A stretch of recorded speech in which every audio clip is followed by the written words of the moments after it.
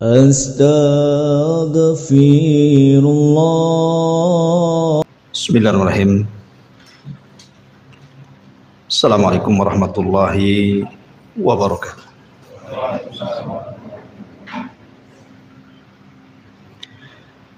Alhamdulillah wassalatu wassalamu ala Rasulillah wa ala alihi wa sahbihi wa mawalah wa la hawla wa la quwata illa billahi wa ba'd. Alhamdulillah, di malam hari ini kembali kita bisa duduk untuk berthalabul ilmi, dan biasa kita mengkaji tafsir daripada surah Al-Baqarah. Malam ini biar tidak bosan kita selingi dengan tematik, sebuah tema yang saya ambil dari perkataan seorang ulama salaf, Zubair ibn Awam radhiyallahu an. Beliau mengatakan, man istata'a minkum an yakuna lahu khib'un min amalin salihin falyaf'al.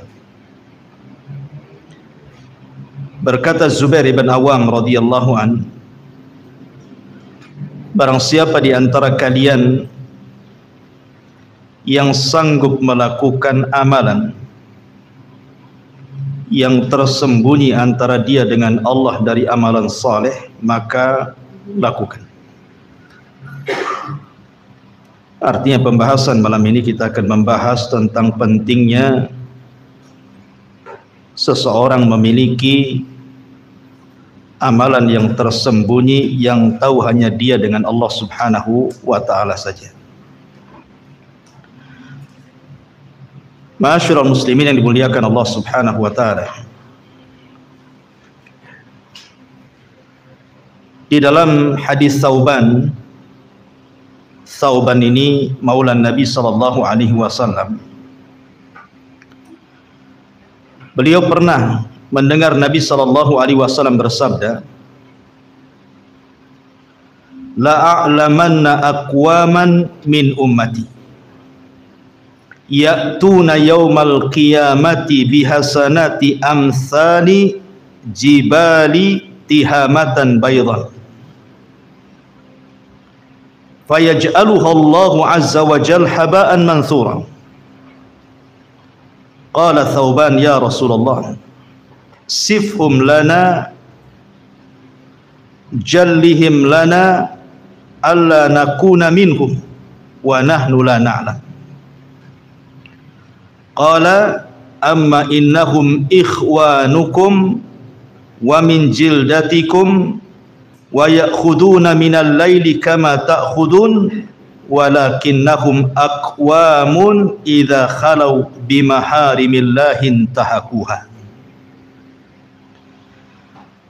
Dari Thauban, dari Nabi sallallahu alaihi wasallam, kata Nabi sallallahu alaihi wasallam, beliau bersabda, sungguh aku mengetahui suatu kaum dari umatku datang pada hari kiamat dengan banyak membawa kebaikan seperti gunung Tihama.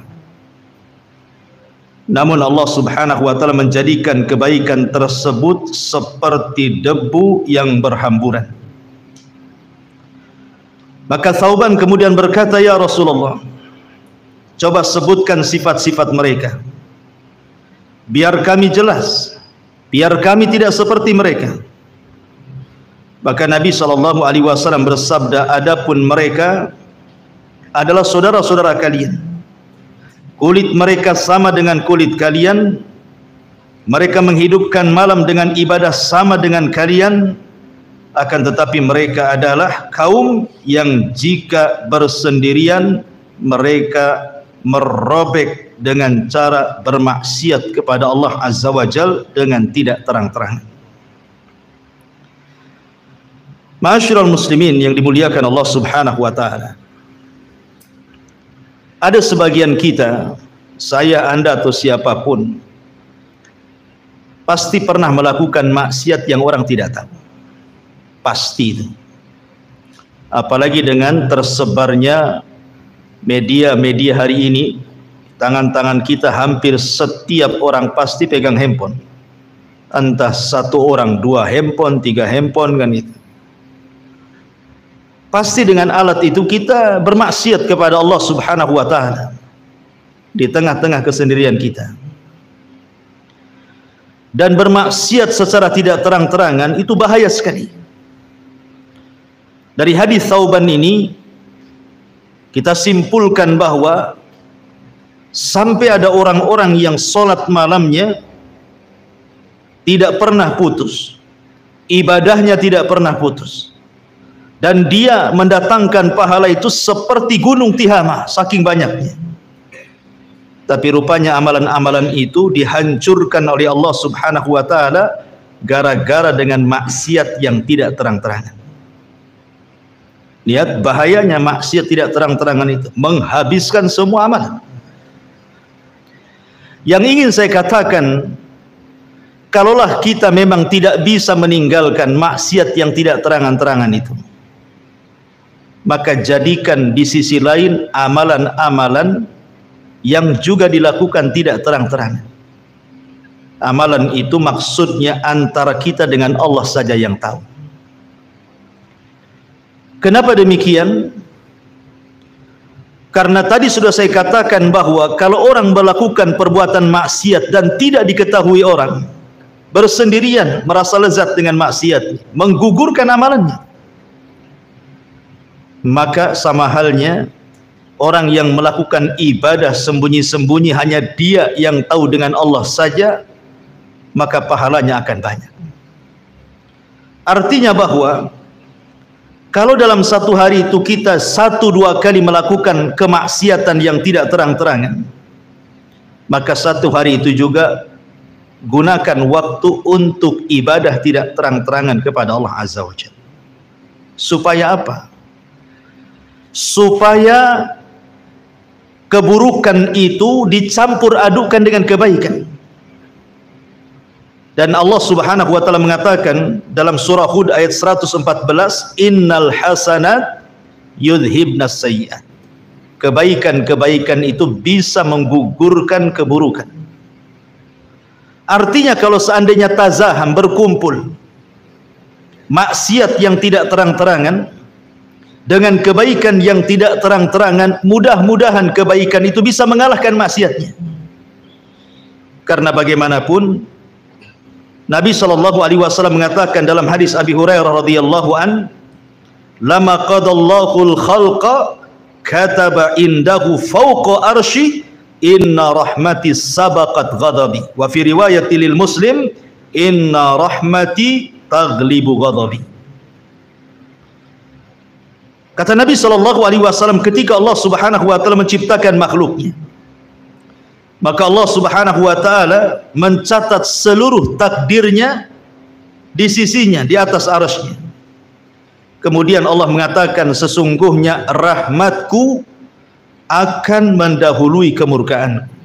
Dalam riwayat, sesungguhnya rahmatku bisa mengalahkan kemurkaanku. Artinya bahwa kalau seandainya kita selingi maksiat yang tidak terang-terangan dengan kebaikan yang tidak terang-terangan juga, boleh jadi kebaikan yang tidak terang-terangan itu mendatangkan rahmat, sementara maksiat yang tidak terang-terangan itu mendatangkan azab. Boleh jadi rahmat yang Allah turunkan itu bisa mengalahkan kemurkaannya, azab yang diturunkan. Makanya kenapa Nabi SAW mengatakan, lau ya'lamul mu'min ma indallah minal uqubati ma tami'a bi jannatihi ahad, walau ya'lamul kafir ma indallah minar rahmati ma qanata min jannatihi ahad. Kalaulah seorang mukmin itu mengetahui bagaimana murkanya Allah Subhanahu wa taala, tidak ada orang yang hendak masuk surga karena ketakutan dengan kemurkaan Allah Subhanahu wa taala. Tetapi kalau seandainya orang kafir itu tahu betapa luasnya rahmat Allah, tidak ada satupun orang kafir yang putus asa untuk masuk ke dalam surga. Ma'asyiral muslimin yang dimuliakan Allah Subhanahu wa taala, terlebih Nabi SAW mengatakan, ittaqillah haitsuma kun wa addi'il as-sayyi'atal hasanata tamhuha wa khaliqin nas bi khuluqin hasan. Kata Nabi SAW, bertakwalah kepada Allah dimanapun anda berada, dan ikutilah keburukan dengan kebaikan, niscaya kebaikan itu bisa menghapus keburukan. Maka sebagai muqaddimah, saya katakan bahwa biasakan kita melakukan amal yang hanya tahu antara kita dengan Allah saja.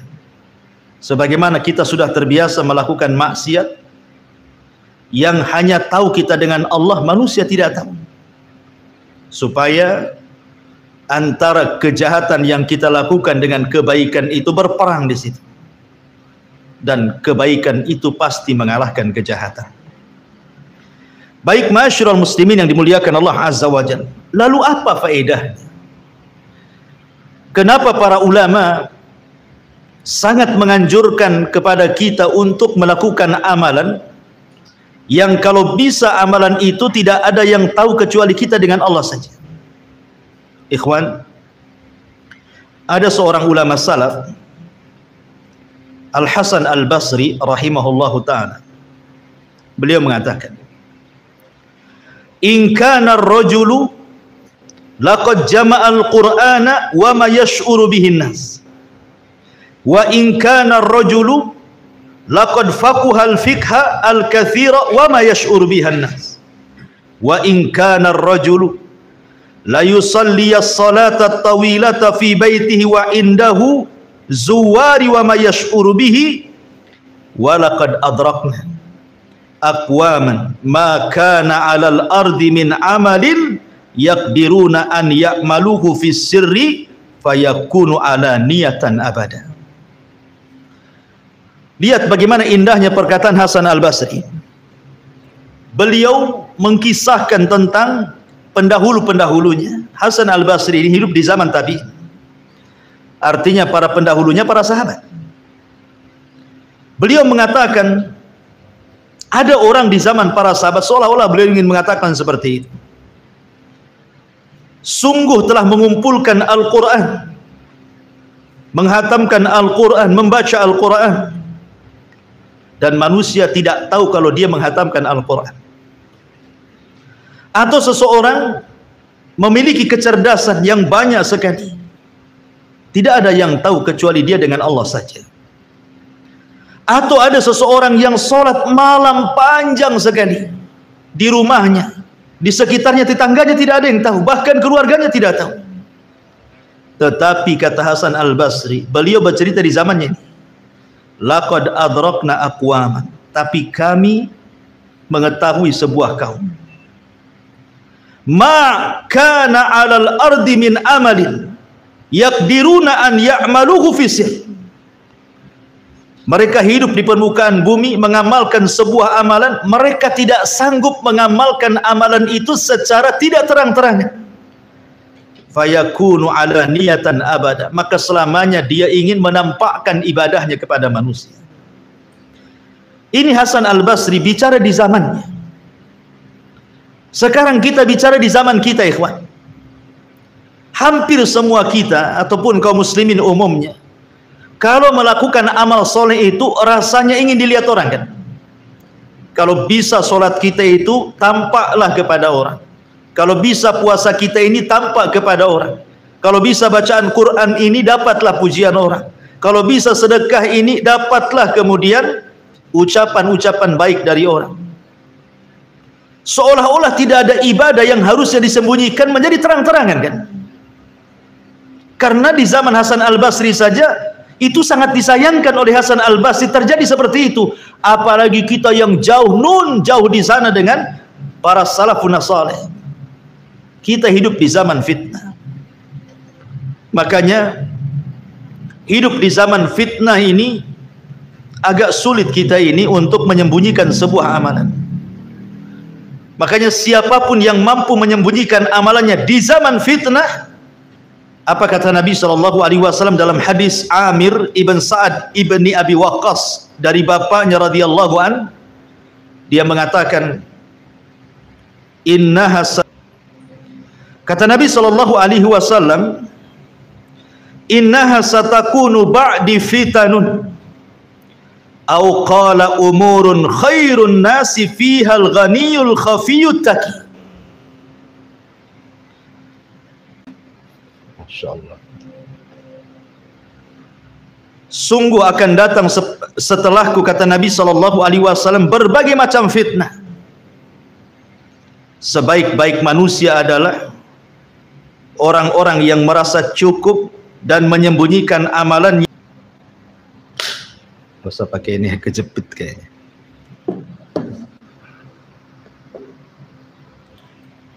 Taib.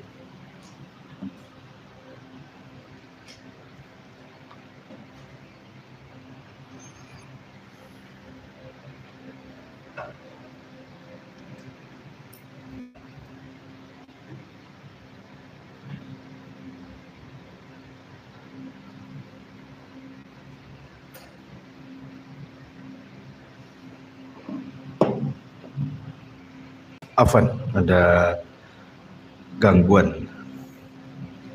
Kita lanjutkan.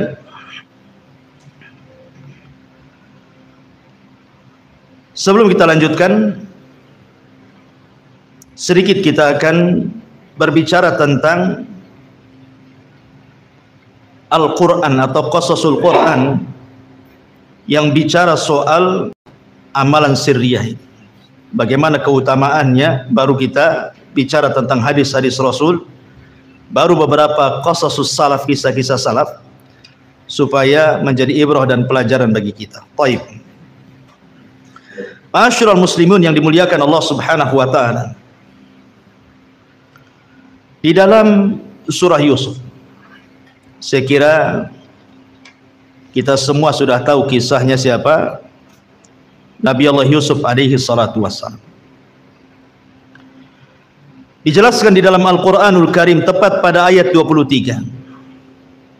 Wa rawadathu allati huwa fi baitiha an nafsi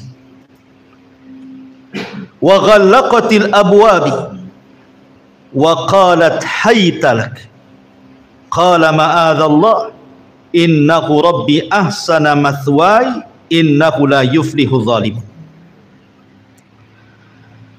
Dan perempuan yang dia Yusuf tinggal di rumahnya menggoda dirinya, dan dia menutup pintu-pintu lalu berkata, kemarilah mendekat kepadaku. Maka Yusuf berkata, aku berlindung kepada Allah, sungguh Tuanku telah memperlakukan aku dengan baik. Sungguh orang-orang zalim itu tidak akan beruntung. Kemudian juga Allah mengatakan ayat selanjutnya, walaqad hammat bihi wa hamma biha laula an ra'a burhana rabbih kadzalika nasrifu anhu su' wal fahsya innahu min ibadinal mukhlasin.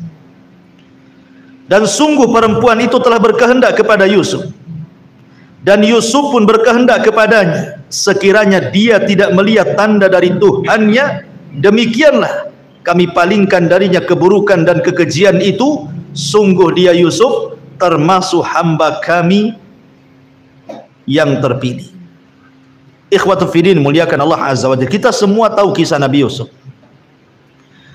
ketika digoda oleh siapa? Zulaiha, wanita yang sudah membesarkannya 10 tahun, tiba-tiba menaruh cinta yang luar biasa. Sejak diambil sampai 10 tahun dia menunggu waktu itu. Akhirnya kemudian cinta itu sudah meledak, tidak sanggup lagi dirahasiakan oleh Zulaiha. Akhirnya dia pun mengemukakan cinta itu dengan cara ingin melakukan perzinahan dengan Nabi Yusuf. Makanya kemudian suatu malam atau suatu hari Yusuf dimasukkan ke ruangannya, kemudian dikunci seluruh pintu dan juga jendela. Tidak ada orang yang tahu kecuali dia dan Yusuf. Artinya, kalau seandainya Nabi Yusuf alaihi salatu wassalam bukan laki-laki yang afaf, menjaga kehormatannya, bisa saja terjadi perzinahan antara dia dengan Zulaiha. Bagaimana tidak? Zulaiha wanita cantik, wanita yang memiliki kedudukan. Di satu sisi Yusuf seorang musafir, jauh dari keluarganya, masih bujangan lagi. Artinya bahwa memungkinkan melakukan zina itu tidak mustahil bagi Yusuf. Apalagi dijelaskan dalam Al-Quran, wa qad hammat bihi wa hamma biha. Wanita itu mau, Yusuf pun mau sebenarnya. Tetapi kalau bukan karena Yusuf alaihi salatu wassalam melihat burhana Rabbi, kekuasaan Allah subhanahu wa ta'ala, ada yang mengatakan diingatkan dengan ayahnya Ya'qub, ada yang mengatakan Allah subhanahu wa ta'ala memasukkan kesadaran dalam hatinya, ada yang mengatakan dia malu dengan patung yang ada di ruangan itu kemudian ditutupnya. Sadarlah dia. Akhirnya dia pun menolak ajakan Zulaiha itu, tidak mau berzina. Dia menjaga kehormatannya dan tidak melakukan maksiat secara sembunyi-sembunyi, berkhianat kepada majikannya. Bahkan walaupun diancam ketika itu kan, kalau engkau tidak mau melakukannya, saya akan penjarakan engkau. Tapi Yusuf mengatakan, as-sijnu ahabbu ilayya, bahwa penjara itu lebih baik bagiku dibandingkan mengikuti seruan. Dari sini kisah Nabi Yusuf ini mengajarkan kepada kita tentang menghindar maksiat dengan tidak terang-terangan, dan beribadah kepada Allah juga tidak terang-terangan, menjaga kehormatan, untuk tidak melakukan perzinahan karena Allah subhanahu wa ta'ala. Makanya Allah subhanahu wa ta'ala memuji Yusuf dan mengatakan, innahu min ibadinal mukhlasin, sesungguhnya Yusuf dari hamba-hamba kami yang terpilih, karena dia sanggup menghindari maksiat tanpa terang-terangan dan mendekatkan diri dengan pun tidak terang-terangan, hanya dia yang tahu dengan Allah subhanahu wa ta'ala saja. Ini kisah yang pertama. Kisah yang kedua disebutkan dalam surah Al-Anbiya ayat 87. Kisah siapa? Kisah Nabi Allah Yunus alaihi salatu wassalam. Ketika Nabi Allah Yunus alaihi salatu wassalam meninggalkan kaumnya, padahal Allah belum mengizinkan, belum mengizinkan Nabi Allah Yunus untuk meninggalkan kaumnya. Tetapi Yunus pergi karena kemarahannya, kaumnya tidak ada yang beriman. Akhirnya kemudian Allah subhanahu wa ta'ala menguji Nabi Yunus karena pergi tanpa ada perintah Allah subhanahu wa ta'ala. Yunus pun naik perahu. Tiba-tiba perahunya terhenti di tengah lautan tanpa sebab. Singkat cerita, akhirnya Yunus sadar bahwa ini kesalahannya. Ketika terjadi undian, nama dia pula yang keluar. Akhirnya Yunus pun mencemplungkan diri ke lautan untuk mengurangi beban kapal. Rupanya Allah subhanahu wa ta'ala sudah menyediakan al-hut, ikan yang sangat besar. Kemudian menelan Yunus alaihi salam, kemudian membawa ke dasar lautan yang sangat dalam, yang sangat gelap. Dari sini Nabi Yunus mengalami 3 kegelapan. Gelap dalam perut ikan, gelap di dasar lautan, dan gelap tengah malam.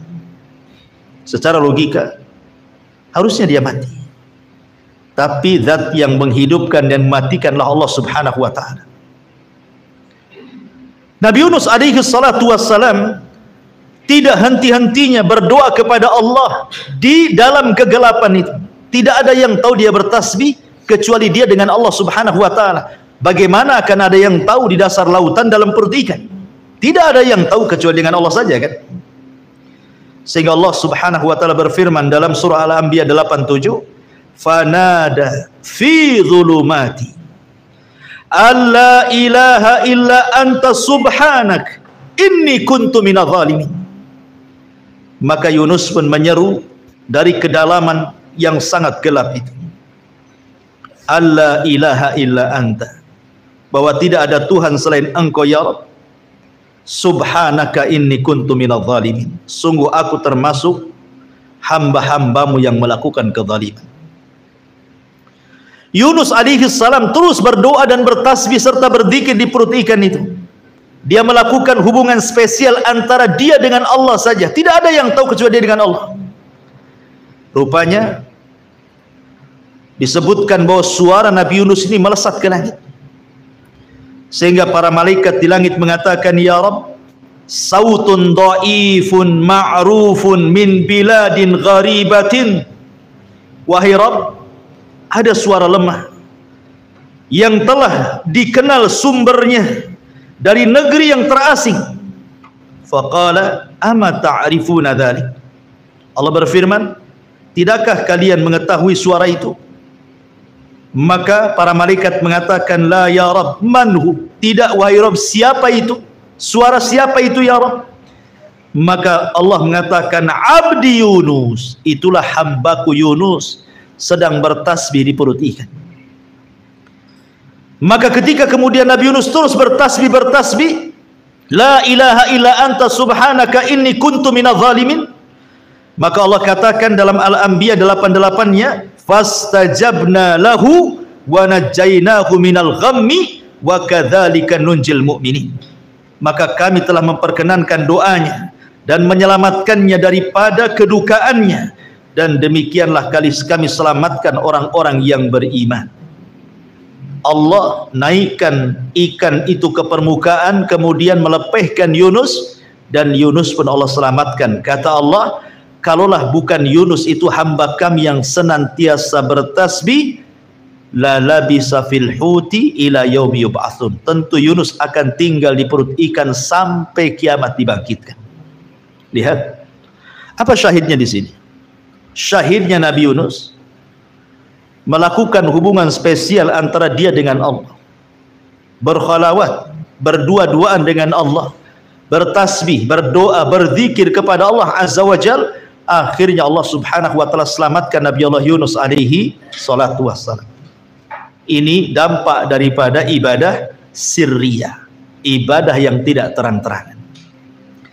Ini kisah yang kedua. Kisah yang ketiga, Allah Subhanahu wa taala sebutkan dalam suratus Sad ayat 18. Ketika Allah Subhanahu wa taala menceritakan tentang kisah Nabi Allah Dawud alaihi salatu wassalam. Apa kisahnya? Nabi Allah Dawud alaihi salatu wassalam diberikan mukjizat oleh Allah Subhanahu wa taala. Apa mukjizatnya? Berupa suara yang sangat indah. Jelaskan dalam kisah Israiliyat, dia memiliki 70 suara. Satu suara lebih indah dibandingkan suara yang lainnya. Suara yang lainnya lebih indah lagi dibandingkan suaranya, dan begitu seterusnya. Dan Allah Subhanahu wa taala jelaskan, inna sakharnal jibala ma'ahu yusabbihna bil asyi wal isyraq.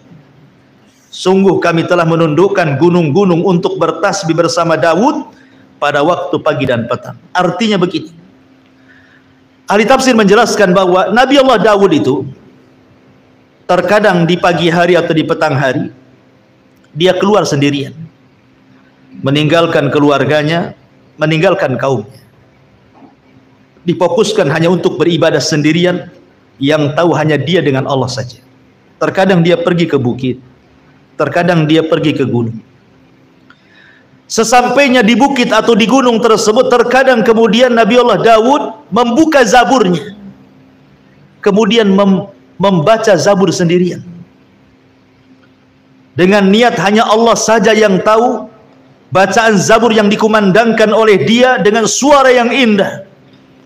Apabila dia sudah mulai membaca zabur itu, karena indah sekali suaranya, tiba-tiba langit gelap. Bukan gelap karena awan gelap, tetapi burung dari mana-mana datang menutupi kepala Daud. Saking banyak gunung-gunung, burung-burung itu. Kemudian burung-burung itu meminta izin kepada Allah untuk bertasbih bersama Daud, menirukan langgamnya, zaburnya Daud. Akhirnya ketika setiap kali Daud membaca zabur, setiap kali itu pula burung-burung ikut berkicau, bertasbih bersama Daud. Bahkan dikisahkan sampai burung-burung itu lupa diri, saking lezatnya, khusyuknya mendengarkan suara Daud, lupa makan, lupa minum, terkadang jatuh kemudian mati. Kemudian gunung-gunung pun cemburu dan mengatakan, ya Rabb, kenapa burung-burung diizinkan bertasbih bersama Daud sementara kami pun ingin bertasbih? Izinkanlah kami wahai Rabb. Akhirnya Allah Subhanahu wa taala firmankan, walaqad ataina Daud Walaqad ataina Dawuda minna fadlah ya jibal awwibi ma'ahu wat-tayr wa alanna lahul hadid. Dan sungguh kami telah berikan kepada Daud karunia yang besar. Wahai gunung, silahkan Anda bertasbih bersama burung-burung itu dengan Daud alaihi salam. Akhirnya gunung-gunung diizinkan bertasbih bersama Daud. Ya. Lihat bagaimana amalul anbiya di sini. Amalan para nabi. Mereka mengajarkan kepada kita bagaimana amalan-amalan itu hendaklah disembunyikan, yang tahu hanya dia dengan Allah saja. Kalau bisa kita pun seperti itu. Walaupun ibadah itu kan dibagi dua, ikhwan. Ada ibadah itu yang sifatnya alani, terbuka, nampak orang, seperti sholat jamaah, puasa Ramadan, zakat fitrah, haji, nampak. Dan itu. Atau terkadang orang hendak mencontohkan kebaikan kepada manusia biar ditiru orang, ditampakkanlah oleh dia ibadah itu. Tapi ada ibadah-ibadah itu, ikhwan, ada yang dianjurkan untuk tidak ditampakkan. Karena faedahnya ibadah-ibadah yang tidak dianjurkan untuk ditampakkan itu terkadang pahalanya jauh lebih besar dibandingkan ibadah yang ditampakkan. Contoh, Allah mengatakan, in tubdus sadaqat fa ni'mahi wa in tukhfuhu wa tu'tuhul fuqara fa huwa khairul lakum. Allah mengatakan kalau kalian menampakkan sedekah itu sebuah kenikmatan. Tapi kalau engkau menyembunyikan, kata Allah, wa in tukhfuhu wa tu'tuhu, kalau engkau menyembunyikan kemudian memberikan kepada fakir miskin, khairul lakum, itu lebih baik bagi kalian. Artinya amalan-amalan yang tidak terang-terangan itu jauh lebih besar pahalanya dibandingkan amalan-amalan yang dilakukan terang-terangan, gitu maksudnya. Makanya kenapa Nabi SAW sampai mengatakan sab'atun yudhilluhumullahu fi dhillihi yawma la dhilla illa dhilluh, kan itu ya. Ada 7 orang yang akan mendapatkan naungan di hari yang tidak ada naungan kecuali naungan Allah. Salah satunya apa? Rasul mengatakan, rajulun dzakarallaha fafadat ainah, seorang laki-laki yang mengingat Allah tiba-tiba mencucurkan air matanya. Wa rajulun tasaddaqat biyaminih la ta'lam anhu shimalu, seorang laki-laki yang bersedekah dengan tangan kanannya, tangan kirinya pun tidak tahu. Lihat bagaimana Allah Subhanahu wa taala berikan ganjaran mereka mendapatkan naungan di hari yang tidak ada naungan kecuali naungan arsy Allah Subhanahu wa taala pada hari kiamat. Menunjukkan bahwa amalan yang disembunyikan itu jauh lebih besar pahalanya dibandingkan amalan yang terang-terangan. Ya. Ma'asyiral muslimin yang dimuliakan Allah Azza wa Jalla, ini kisah-kisah dalam Al-Quran. Dan kisah-kisah para nabi ini menunjukkan tentang pentingnya amalun khabi'ah atau amalun sirriyah. Kita lihat Nabi kita Muhammad sallallahu alaihi wasallam. Suatu malam Nabi SAW ini ketahuan sedang sholat malam oleh Aisyah radhiyallahu anha. Terkadang Rasul tidak tahu dia sedang sholat malam, mungkin istrinya tertidur. Artinya Nabi juga mencontohkan amalan-amalan sirriyah itu. Tapi satu malam Aisyah radhiyallahu anha terperanjat ketika dia sedang tertidur, kemudian kakinya Rasul tersentuh tangannya. Kemudian Aisyah radhiyallahu an meraba-raba kaki Rasul, rupanya kaki Rasul pecah dan bengkak-bengkak. Akhirnya kemudian Aisyah radhiyallahu anha ingin meringankan beban Rasul karena sudah sepuh juga. Pagi harinya Aisyah mengatakan, ghafarallahu laka ma taqaddama min dambika wa ma ta'akhkhar. Ya Rasulullah, bukankah Allah sudah mengampuni dosamu yang telah, yang sedang dan yang akan datang? Cukupkanlah yang wajib-wajib, sudahlah yang sunnah-sunnah itu tinggalkan.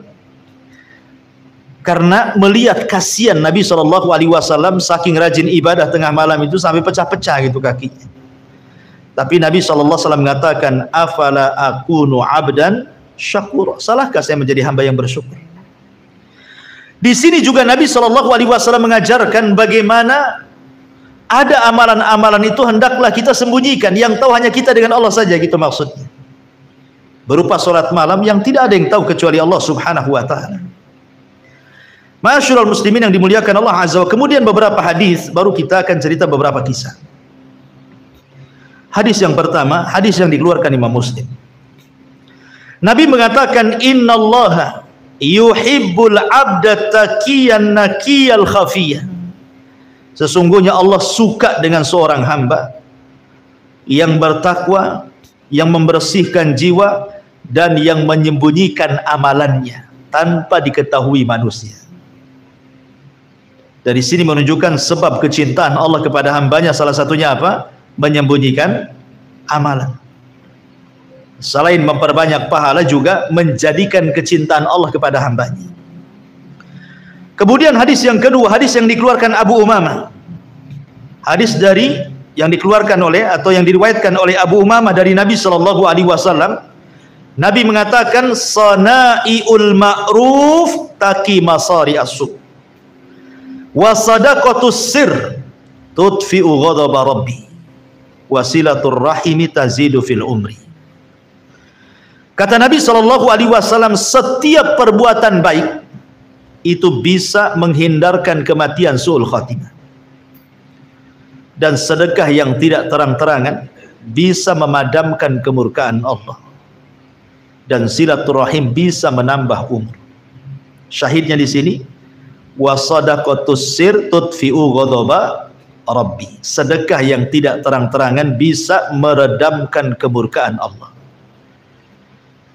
Kemudian hadis yang ketiga, hadis dari Amir ibn Sa'ad ibn Abi Waqqas radhiyallahu anhu, ataupun hadis yang lainnya, hadis yang dikeluarkan oleh Bukhari dan Muslim, tentang sab'atun yudhilluhumullahu fi dhillihi yauma la dhilla illa dhilluh, yang sudah saya tadi sebutkan. Salah satunya Rasul mengatakan, wa rajulun dzakarallah khalian, seorang laki-laki yang bersendirian mengingat Allah, fa fadat ainah, kemudian dia mencucurkan air matanya. Wa rajulun da'athu imra'atun dzatu mansabin wa jamalin faqala inni akhafullah. Dan seorang laki-laki yang diajak berzina oleh seorang wanita yang cantik dan memiliki kehormatan, tapi laki-laki ini menolak dan mengatakan, saya takut kepada Allah. Wa rajulun tasaddaqa bi sadaqatin fa akhfaha hatta la tu'lam shimaluhu ma tunfiq yamini. Seorang laki-laki yang bersedekah dengan disembunyikan sampai tangan kiri tidak tahu apa yang disedekahkan tangan kanannya. Tiga perkara ini ibadatus sir.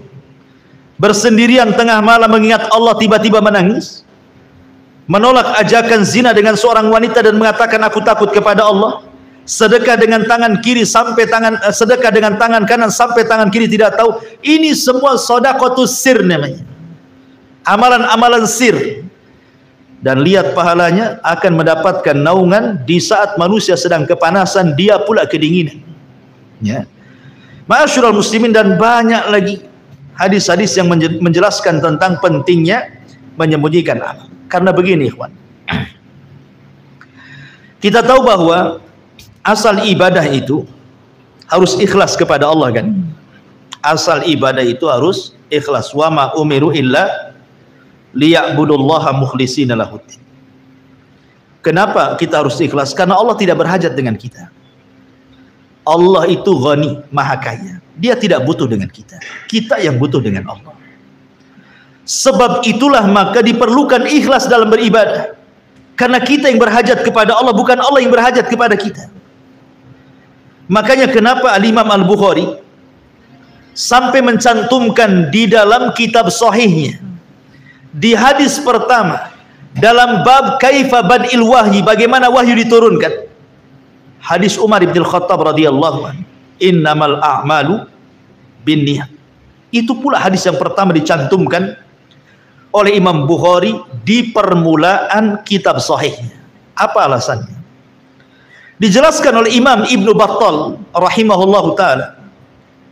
Apa kata beliau? Wa innama qaddamal Bukhari haditha innamal a'mal binniyat fi awwali kitabihi liyu'lama annahu qasada fi ta'lifihi wajhallahi azza wa jalla.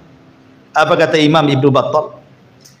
Beliau mengatakan maksudnya Bukhari ketika meletakkan permulaan sahihnya dengan hadis Umar bin Khattab innamal a'malu binniyat, supaya diketahui, kata Imam Ibnu Battal, bahwa tujuan Imam Bukhari mengarang Sahih Bukhari itu adalah karena ikhlas untuk Allah saja. Karena ikhlas untuk Allah. Sampai-sampai para ulama mengatakan, kalau seandainya Allah berikan kekuatan kepadaku untuk mengarang sebuah kitab, maka tentu setiap bab aku akan cantumkan innamal a'malu binniyat, supaya aku disadarkan dengan keikhlasan. Bahkan sampai Imam Syafi'i mengatakan, aku hanya berkeinginan manusia membaca buku-bukuku, tetapi manusia tidak tahu siapa yang mengarangnya. Kata Imam Syafi'i, aku mau kitab-kitabku dibaca manusia, tersebar kemana-mana, tapi aku tidak mau manusia tahu bahwa yang mengarang kitab itu adalah aku, gitu maksudnya. Saking ikhlasnya gitu Imam Syafi'i rahimahullahu ta'ala, dan mencontohkan bagaimana cukuplah dia saja dengan Allah yang tahu. Karena bagaimana ilmu itu tidak bisa dicari kecuali dengan ikhlas. Sebagaimana kata Imam Syafi'i, talabtul ilma li ajli dunya wa ya'bal ilmu illa an yakuna lillah. Pada awalnya aku mencari dunia, mencari ilmu karena dunia, rupanya ilmu enggan untuk dicari kecuali karena Allah Subhanahu wa taala. Ya. Ma'asyiral muslimin yang dimuliakan Allah Subhanahu wa taala. Makanya nanti pada hari kiamat ketika Allah katakan yauma tublas sarair, surah At-Tariq ayat 9, pada hari itu akan ditampakkan segala rahasia manusia. Maka amalan yang paling bermanfaat saat Allah membongkar semua aib manusia pada hari kiamat adalah orang-orang yang membawa amalan yang tersembunyi, yang hanya dia dengan Allah yang tahu ketika di dunia. Baik, ma'asyiral muslimin yang dimuliakan Allah Azza wa Jalla, kita masuk ke kisah-kisah para ulama, kisah-kisah para ulama salaf, biar kita semakin termotivasi untuk melakukan amalan yang hanya tahu kita dengan Allah saja. Kita mulai dari kisah para sahabat. Ma'asyiral muslimin yang dimuliakan Allah Azza wa Jalla, Bilal ibn Rabah adalah seorang budak Habasyi, disiksa oleh majikannya Umayyah ibn Khalaf. Tetapi setelah masuk Islam, Bilal dikenal dengan ibadatus sir, banyak melakukan amalan yang orang tidak tahu, sehingga membuahkan hasil antara dia dengan Allah. Sampai ketika dalam peristiwa Isra Mi'raj, Nabi SAW pernah masuk ke dalam sorga. Kemudian di dalam sorga itu Rasul mendengar ada suara terompah. Kemudian Nabi SAW bertanya kepada Jibril, suara terompah siapa itu? Kemudian Jibril mengatakan, itu suara terompahnya Bilal. Maka Nabi SAW setelah peristiwa itu memanggil Bilal. Kemudian Rasulullah SAW mengatakan, ya Bilal, inni sami'tu khaskhasataka fil jannah, madza tasna? Bilal, aku mendengar suara terompahmu di surga. Apa yang kau lakukan?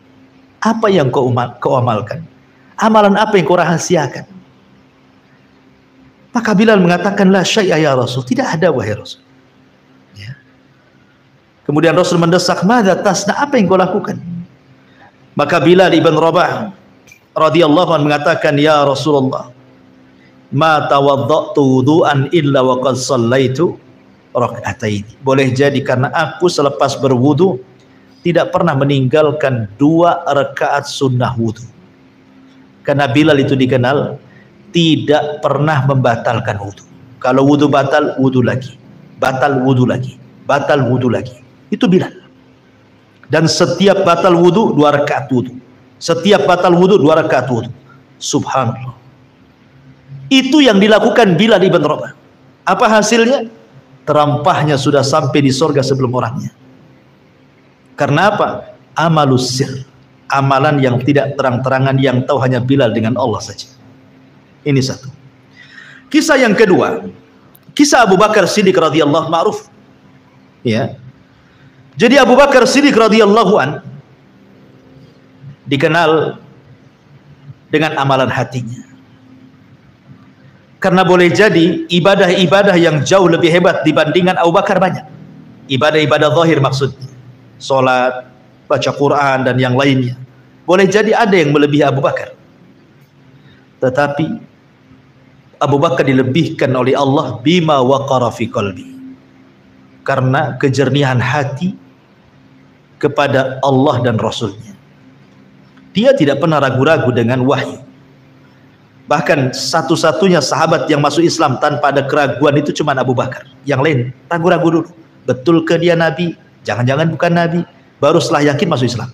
Tapi Abu Bakar tidak. Ya. Jadi kisahnya adalah Abu Bakar Siddiq radhiyallahu anhu suatu hari setelah sholat fajar, beliau keluar, dan itu dilakukan bukan sekali dua kali, berkali-kali, sehingga membuat perhatian Umar bin Khattab radhiyallahu anhu. Curigalah Umar ini, kemana lah si Abu Bakar ini? Kenapa setelah sholat subuh dia langsung pergi? Biasanya duduk, sahabat yang lain menunggu syuruk, kemudian sholat sunnah syuruk kan gitu. Ini langsung pergi, masih gelap. Diikuti oleh Umar. Rupanya Abu Bakar Siddiq radhiyallahu anhu menuju rumahnya. Setelah ditunggu agak lama, rupanya keluar membawa gandum di pundaknya. Kemudian pergi entah berantah, diikuti oleh Umar bin Khattab. Rupanya sampailah ke rumah yang ada di perbatasan kota Madinah. Ada gubuk kecil. Abu Bakar lamalah di rumah itu. Setelah agak siang, Abu Bakar keluar kemudian pulang. Umar penasaran, siapa di gubuk itu? Akhirnya kemudian Umar radhiyallahu an pun berusaha ingin masuk ke gubuk itu, pengen tahu ada apalah di gubuk itu. Rupanya di gubuk itu ada ajus, ada nenek yang sudah tua, yang sudah renta lagi buta, dan ada anak kecil sebagai cucunya.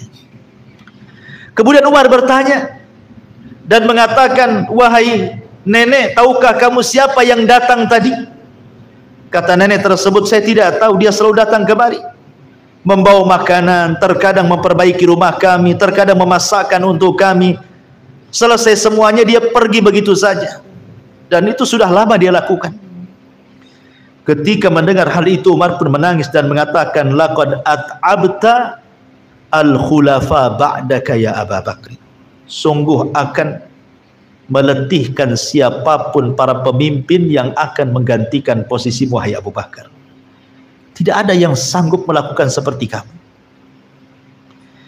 Artinya bahwa lihat Abu Bakar Siddiq mencontohkan apa? Amalus sir. Tidak ada yang tahu sahabat kalau Abu Bakar Siddiq datang ke rumah orang miskin, ke seorang nenek yang buta, merawatnya, dan itu sudah bertahun-tahun. Sampai ketika Abu Bakar Siddiq radhiyallahu anhu meninggal dunia, Umar berazam ingin meneruskan apa yang dilakukan Abu Bakar kepada nenek itu. Jadi ketika Abu Bakar meninggal, dia yang meneruskannya. Ketika dia masuk ke rumah nenek itu, kemudian membersihkan rumahnya, membenarkan rumahnya, membawa makanan. Masalahnya nenek ini tahu ketika menyuapkan kurma di mulut nenek itu, kok beda cara menyuapkannya.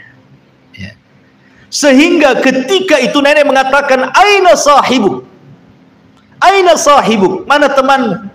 Itu bukan dia yang menyuapkan, kata. Aina sahibuk, mana teman? Oh, tahu pula nenek ini.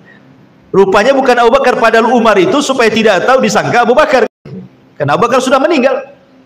Kemudian Umar heran dan mengatakan, "Nek, kenapa engkau tahu bahwa ini bukan orang yang biasa datang kemari?" Maksudnya Abu Bakar. Kemudian Umar mengatakan, kata nenek ini mengatakan, "Wahai fulan, ya, karena dia kalau menyuapkan kurma ke mulutku, dia akan suapkan dengan lembut dan dia akan kupas kurma itu sampai ke kulit-kulitnya sehingga tinggal dagingnya saja, baru kemudian dimasukkan ke mulutku sehingga aku mudah mengunyahnya. Tapi dirimu memasukkan kulit-kulitnya kulit-kulitnya dimasukkan, jadi susah mengunyahnya. Makanya dia tanya, aina sahibu? Mana temanmu itu? Ya. Maka akhirnya kemudian Umar pun mengatakan, sudah meninggal wahai nenek. Kaget nenek ini. Inna lillahi wa inna ilaihi raji'un. Ya. Ma'asyiral muslimin yang dimuliakan Allah Subhanahu wa taala. Umar pun sama sebenarnya.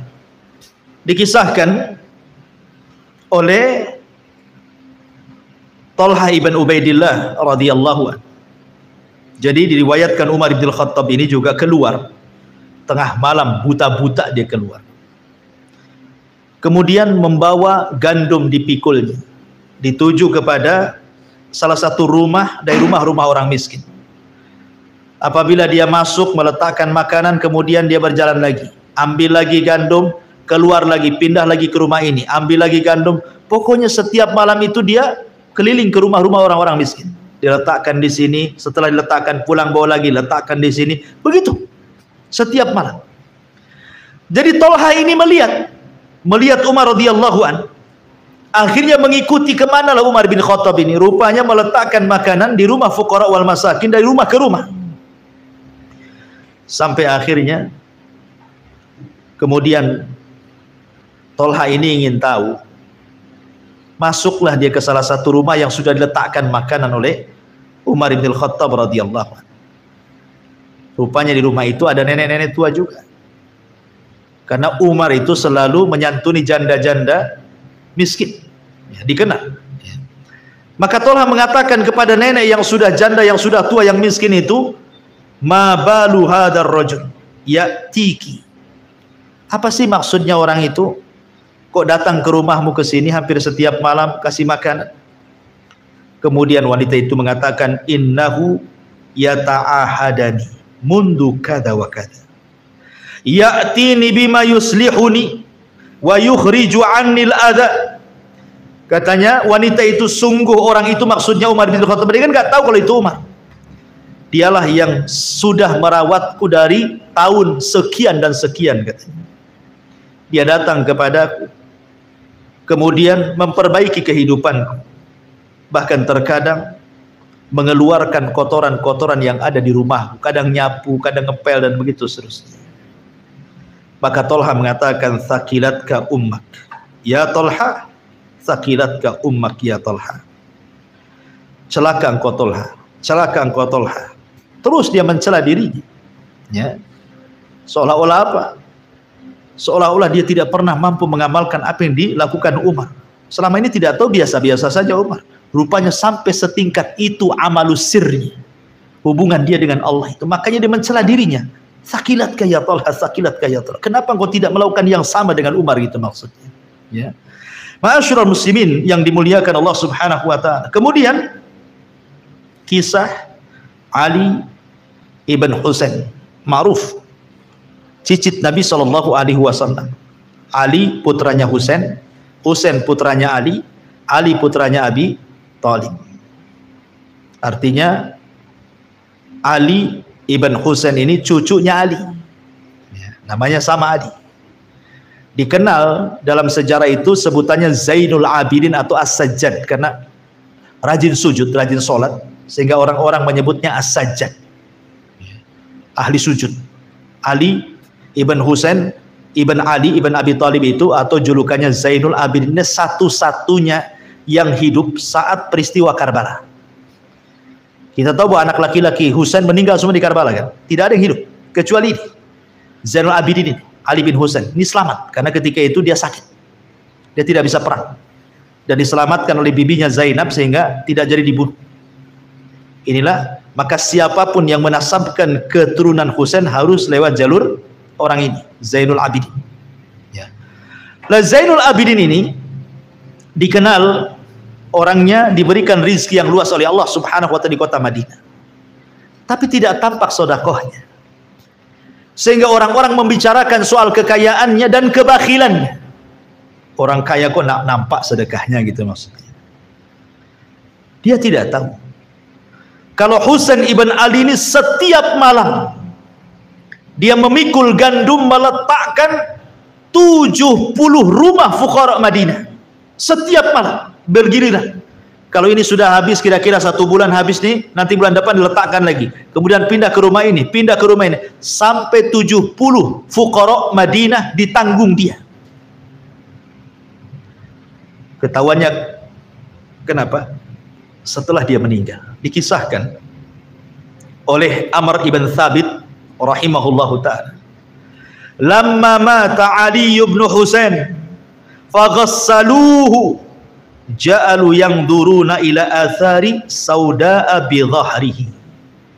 Ketika dia meninggal, Ali bin Husain ini, orang-orang memandikannya, maka orang-orang yang memandikan itu melihat di balik punggungnya seolah-olah dia setiap hari memikul benda berat karena nampak hitam kapalnya itu di belakang.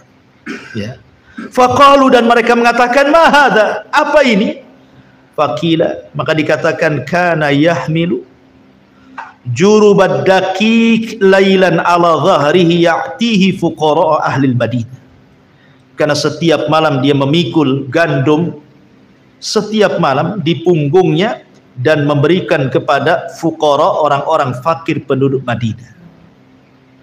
Bahkan dikatakan oleh Muhammad ibn Ishaq, seorang ahli sejarah, kana nasun min ahli al-Madinati ya'ishuna la yadruna min aina kana ma'ashuhum.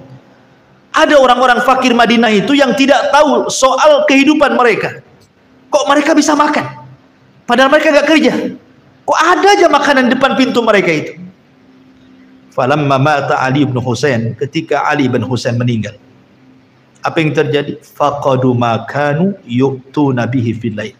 Tiba-tiba hilang makanan-makanan itu di pintu-pintu fuqara Madinah itu. Sudah tidak ada lagi yang dimakan. Dari situlah tuduhan-tuduhan kepada Husain ibn Ali bahwa dia bakhil, tidak bersedekah, tidak benar. Dan Allah Subhanahu wa taala singkap kebenarannya. Orang pun menyesal. Tapi begitulah terkadang orang itu kebaikan baru diketahui setelah meninggal kan. Kalau orang belum meninggal itu tidak tahu kebaikannya. Kalau sudah meninggal barulah teringat, tuh duhai beliau masih hidup, kenapa beliau cepat meninggal, dan begitu seterusnya. Ya, ini contoh ulama salaf. Kemudian contoh yang lain, ma'asyiral muslimin yang dimuliakan Allah Azza wa Jalla, dikisahkan oleh istri daripada Hasan ibn Abi Sinan rahimahullahu taala, seorang tabi'in, yang mengkisahkan itu istrinya, suaminya dikisahkan. Hasan ibn Abi Sinan namanya. Kana yaji'u fayadkhulu ma'i fi firashi thumma yukhadi'uni kama tukhadi'ul mar'atu sabiyah fa idza alima anni qad nimtu salla nafsahu fa kharaja thumma yaqumu fayusalli. Ini suami saya, katanya istri Hasan ibn Abi Sinan ini, kalau malam ya layaknya seorang suami, masuk ke kamar istrinya, kemudian tidur di sampingnya, kemudian membentangkan selimutnya. Kalau istrinya sudah mulai ngorok, sudah mulai tidur tuh, pelan-pelan dia turun dari ranjang supaya tidak mengagetkan istrinya. Kemudian apa? Kemudian dia menipu istrinya. Boleh jadi meletakkan guling ke sebelahnya gitu ya. Biar tidak tahu kalau suaminya ada di sampingnya gitu ya. Makanya di sini yukhadi'uni kama tukhadi'ul mar'atu sabiyaha. Dia berusaha menipu aku seperti seorang ibu menipu anaknya. Diletakkanlah apa di sampingnya itu supaya nampak tak kosong di sampingnya gitu. Oh, suami saya masih ada. Gitu maksudnya. Subhanallah. Pelan-pelan dia turun dari tempat pembaringan, kemudian dia wudu, kemudian dia sholat malam. Ya namanya istri pasti suatu ketika tahu kan gitu. Sampai kapan melakukan seperti ini? Ya. Akhirnya kemudian satu malam ketahuan sama istrinya, diikuti nih kemana suaminya. Rupanya dia wudu, kemudian dia sholat. Besoknya gitu lagi, besoknya gitu lagi. Akhirnya istrinya kasihan dan mengatakan, faqultu lahu, aku katakan kepada suamiku ini, ya Aba Abdillah, kam tu'adzab nafsak. Sampai kapan kau nyiksa dirimu? Sampai kapan kau menyiksa dirimu seperti ini? Urfuk binafsik, lembutkanlah dirimu, jaga kesehatan. Setiap malam kok seperti ini. Kemudian dia mengatakan, uskuti waihaki, fayushiku an arkuda raqdatan la aqumu minha zaman. Dia mengatakan, diam engkau wahai istriku, celaka engkau. Hampir-hampir aku bangun, aku tidur dan aku tidak bisa pernah bangun selamanya, sehingga aku gunakan hanya untuk sholat malam dan sholat malam.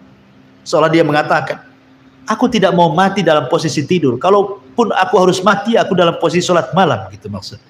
Luar biasa gitu. Nah, kalau antum pergi ya entah tahu kemana. Istri nyari-nyari, nggak ada di kamar, ada di ruang tengah, ada curiga. Kan itu. Ma'asyiral muslimin yang dimuliakan Allah Azza wa Jalla. Makanya Imam Malik, ikhwan, Imam Malik itu ajaib kisahnya. Imam Malik itu satu-satunya imam madhab yang para penguasa takut dengan dia. Bayangkan, biasanya ulama takut penguasa gitu. Makanya di zaman Khalifah Ma'mun, banyak para ulama yang takut dengan penguasa terpaksa mengatakan Al-Quran makhluk. Ini enggak, penguasa yang takut kepada Imam Malik.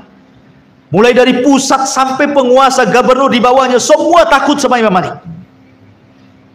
Dan semua para ulama menghormati Imam Malik. Dan semua orang-orang awam mengagumi Imam Malik. Luar biasa. Padahal Imam Malik itu tidak rihlah seperti ulama yang lain. Dia hanya belajar di Madinah saja. Dia tidak keluar dari Masjid Nabawi. Belajar sama ulama yang ada di Masjid Nabawi saja. Dia tidak pernah, ke Mekah pun tidak dia belajar.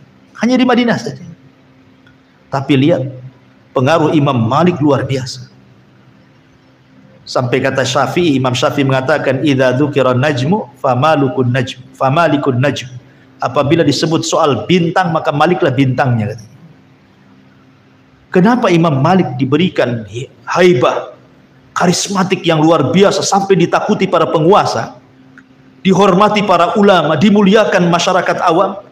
Kata Imam Ibnul Mubarak rahimahullahu ta'ala, ma ra'aitu rajulan irtafa'a mithla Malik ibn Anas laisa lahu kathiru salatin wala siyamin illa an takuna lahu sariratun ma'allah. Lihat, ini yang kasih rekomendasi tazkiyah ini bukan sembarang orang.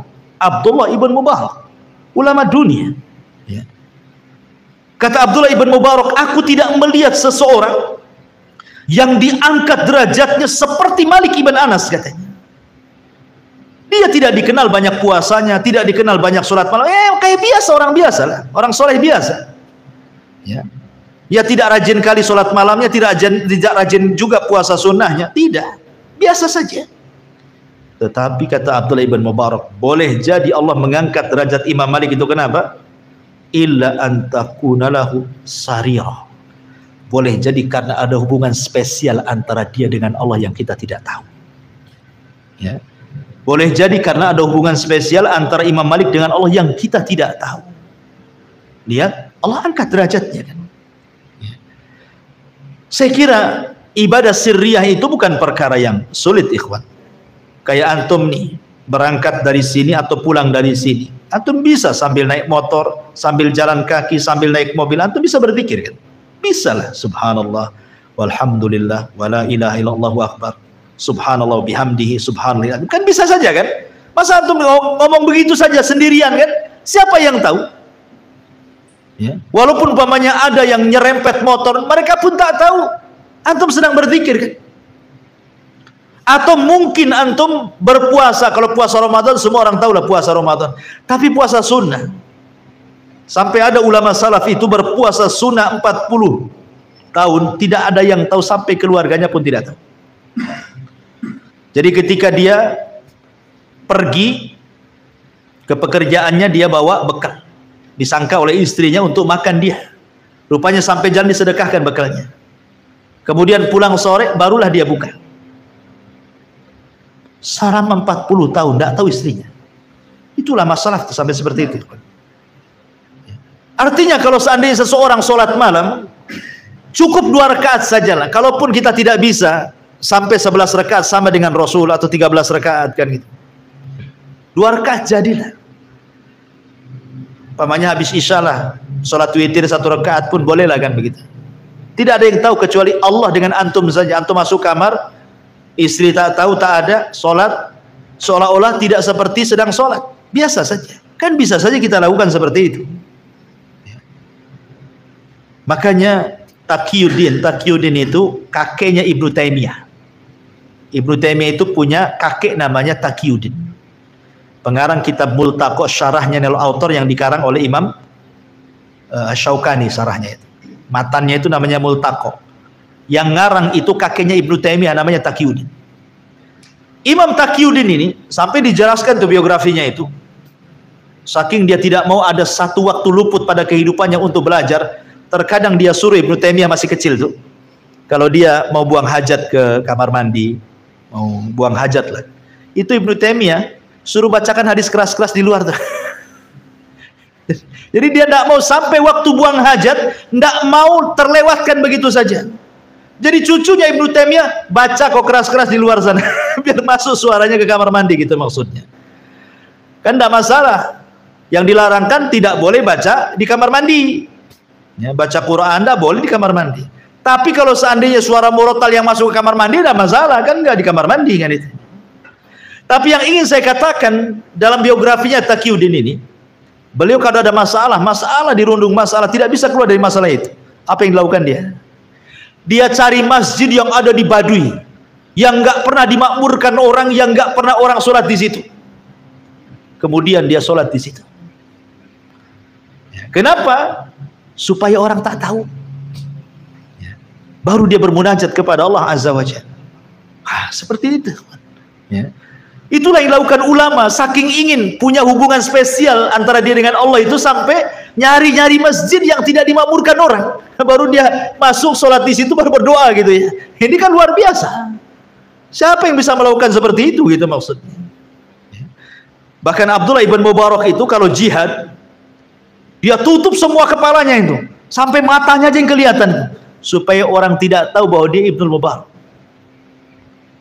Sampai suatu ketika di Mubarozah menang. Mubarozah itu adu tanding maksudnya. Ini musuh kuat kali. Banyak pasukan kaum muslimin, adu tanding selalu kalah. Akhirnya Abdullah ibn Mubarak, ulama pemberani mujahid nih. Dia tutup tuh kepalanya sampai hanya lihat matanya saja. Dia bisa mengalahkan. Habis itu dia pergi ke kerumunan pasukan, nggak ada lagi orang tahu. Supaya jangan orang tahu dia Abdullah ibn Mubarak. Dia ingin amalannya yang tahu hanya dia dengan Allah Subhanahu wa ta'ala saja. Makanya dikatakan oleh Bishr bin al-Harith, la yajidu halawatal akhirati rajulun yuhibbu an ya'rifahun nas. Selamanya orang yang ingin dikenal manusia itu tidak akan pernah merasakan manisnya akhirat. Enggak akan. Kalau setiap amalannya semua pengen tahu, enggak akan dia merasakan manisnya akhirat. Ma'asyiral muslimin yang dimuliakan Allah Azza wa Jalla. Secara ringkas karena sudah malam juga. Apa sih faedahnya? Kita ini berhubungan atau punya hubungan spesial dengan Allah itu apa sih samarahnya? Ya. Faedahnya itu apa? Yang pertama, alamatus sidqil iman.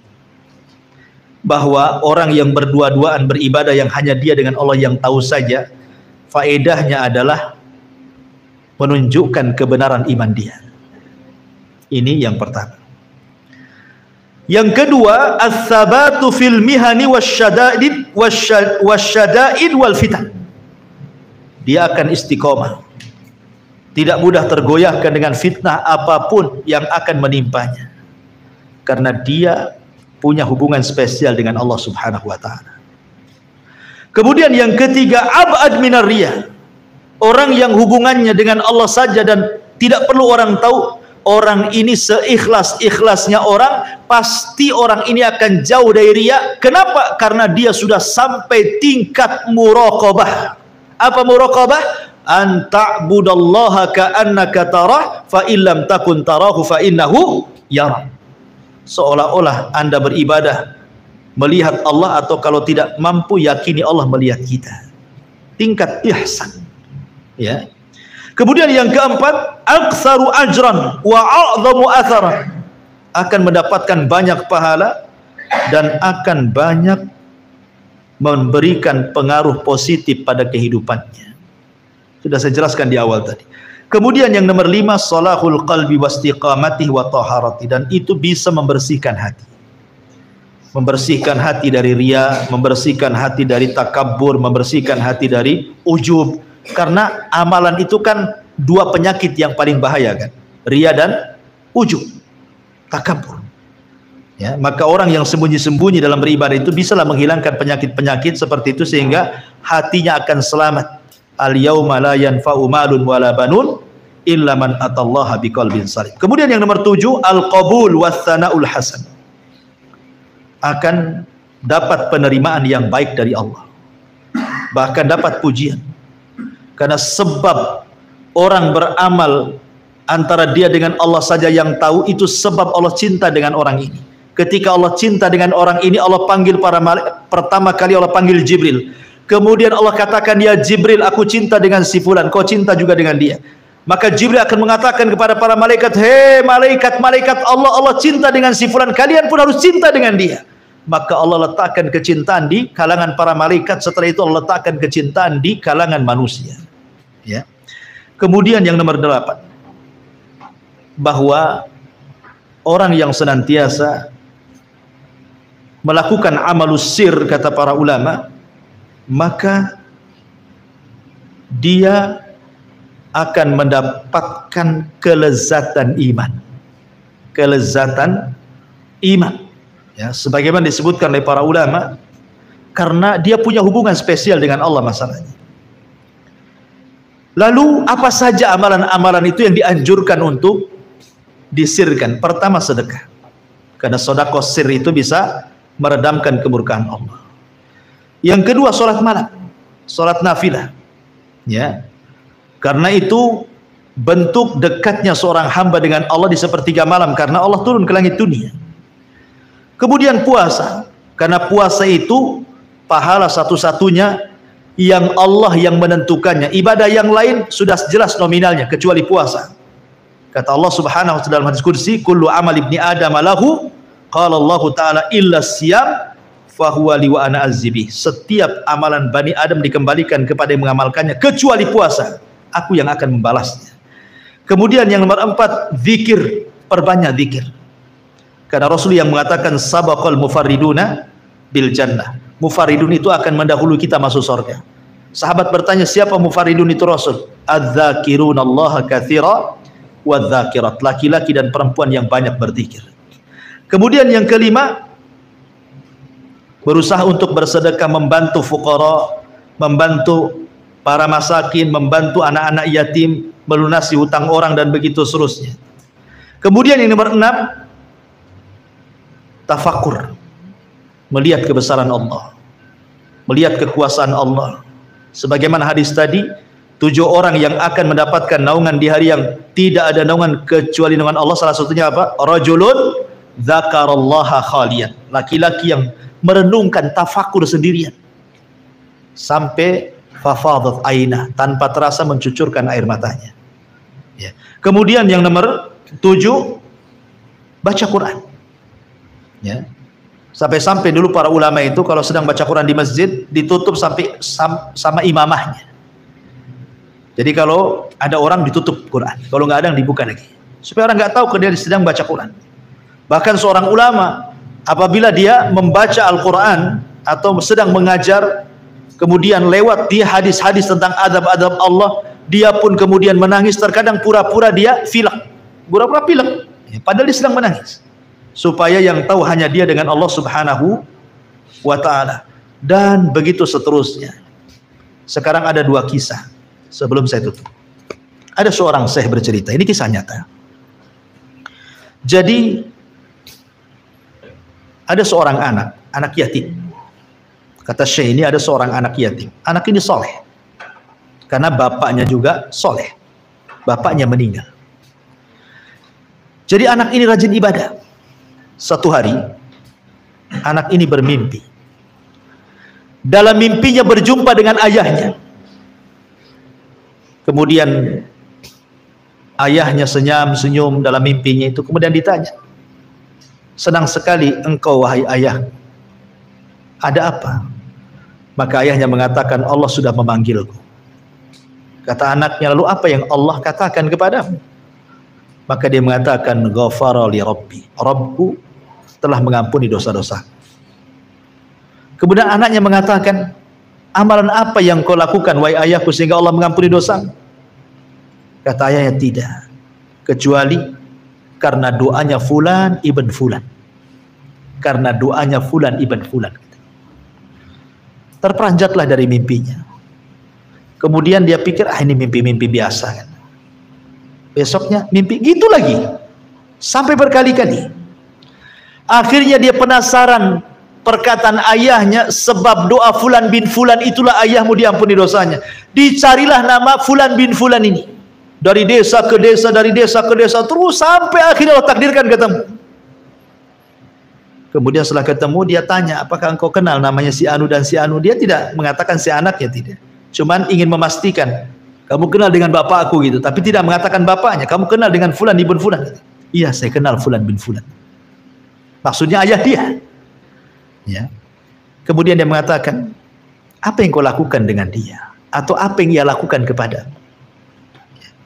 Kemudian dia mengatakan, dulu aku seorang musafir, tersesat jalan, hilang bekalku, hampir mau mati.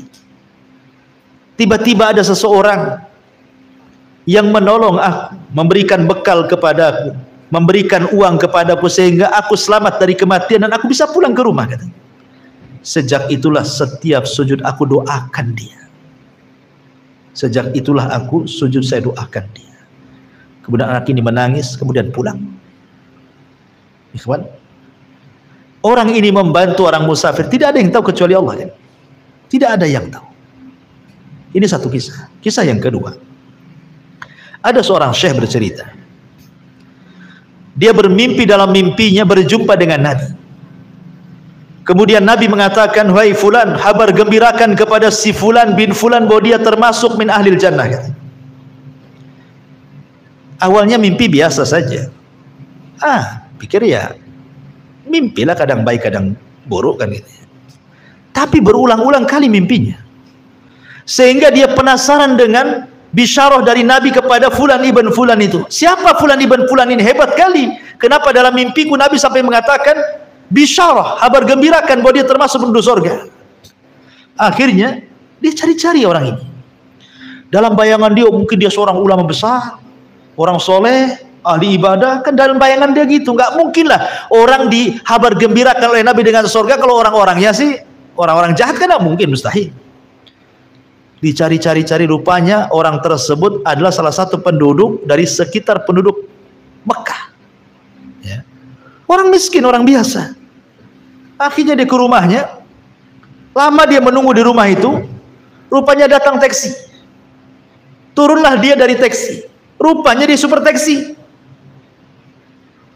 Percaya nggak percaya lah kan gitu ya. Tapi setelah ditanya, apakah namamu Fulan bin Fulan? Iya. Dia nggak yakin juga. Berani kau bersumpah namamu Fulan bin Fulan? Wallahi namaku Fulan bin Fulan. Masih nggak percaya juga, ya. Akhirnya, bisa nggak kau izinkan aku masuk ke rumahmu, katanya. Dalam pikiran dia, jangan-jangan dia lagi nyamar. Itu sebenarnya ulama nyamar jadi proteksi. Jangan-jangan di rumah itu maktabah semua, kitab-kitab semua isinya gitu maksudnya kan. Jadi dia geledah rumahnya, nggak ada satupun kitab, nggak ada, hanya mushaf Quran saja. Jadi dia makin bingung lah. Akhirnya cobalah dia duduk, ngomong empat mata. Wahai Fulan, aku punya kabar gembira kepada.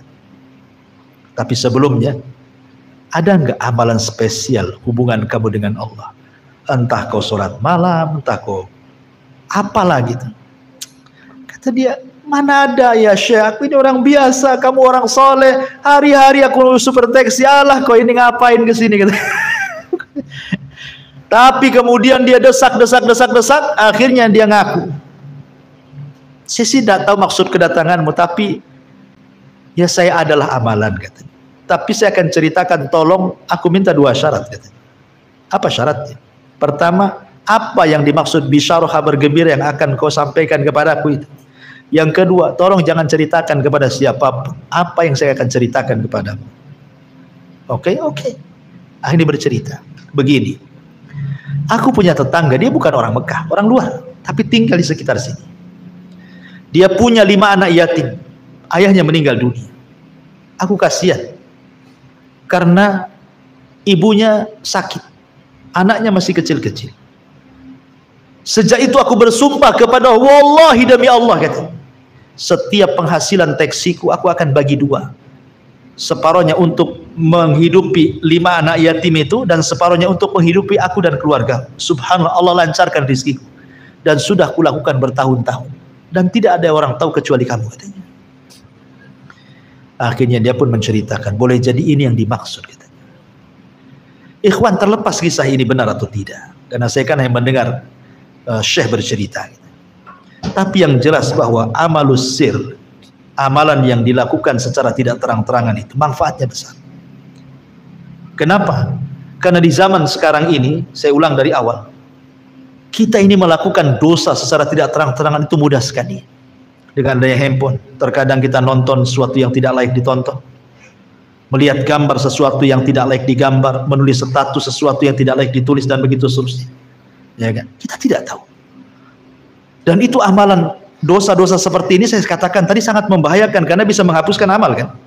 Maka minimalnya kalau dalam satu hari kita bermaksiat 2 kali tidak terang-terangan, maka hari itu lakukanlah amalan sembunyi-sembunyi dengan tidak terang-terangan dengan Allah juga. Mudah-mudahan Allah mengatakan innal hasanat yudhibnas sayyiat. Kebaikan itulah bisa menggugurkan perbuatan jahat.